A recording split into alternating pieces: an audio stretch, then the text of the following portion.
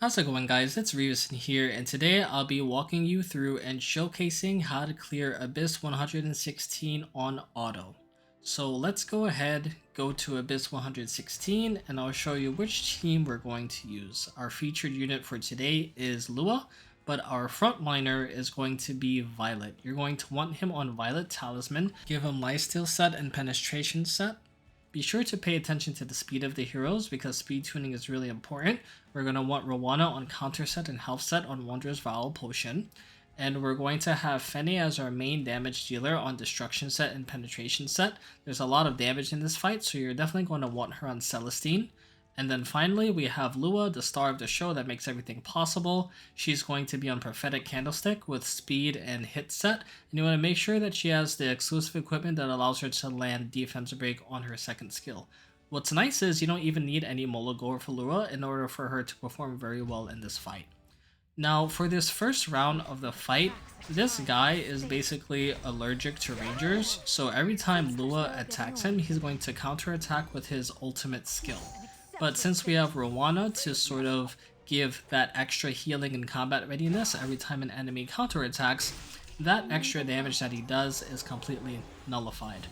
Now, there's something to be said for a possible lose condition for the first stage of this fight, because it is totally possible that the boss is able to apply bleeds to your units, and so whenever he does that counter attack when Lua attacks, those bleeds are going to detonate. And if you happen to get a little bit unlucky and stack too many bleeds onto your team, then it's possible you could lose the first round.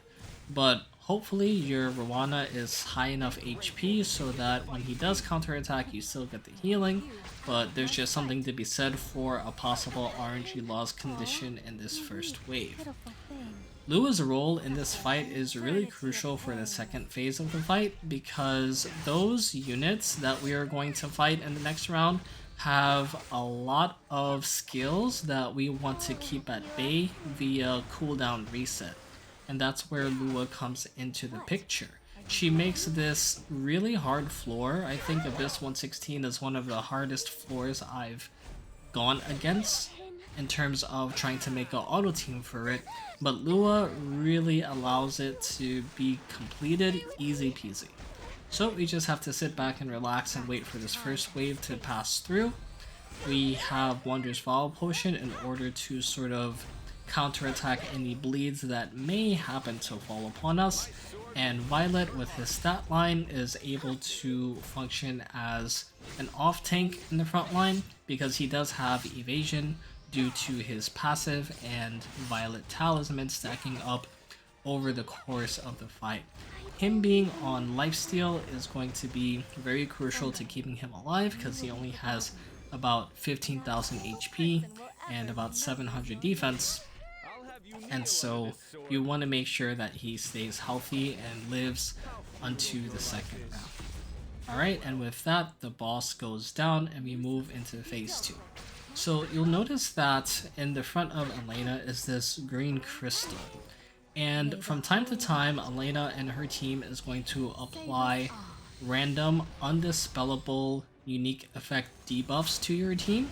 And the only way to counteract those debuffs is by hitting the green crystal.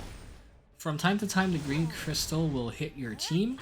And since we have counter set on Rowana, and since Violet counter attacks automatically, we don't have to worry about selecting the green crystal in order to get those debuffs removed. Now, granted, there is a little bit of RNG element when it comes to what debuffs you get, and from my experience, the worst debuffs to get are mischance as well as defense break, because those debuffs will jeopardize the stability of the auto clear the most. If you happen to get those debuffs on your first debuff that Elena and her team applies, I would strongly recommend starting the clear over because the run becomes much more manageable if your debuff happens to be attack down or speed down from my testing.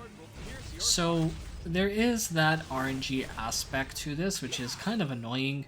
But since we were able to successfully get Lua to the second stage of the fight, you'll notice how big of an impact that she has with her exclusive equipment and her kit for this annoying Elena stage.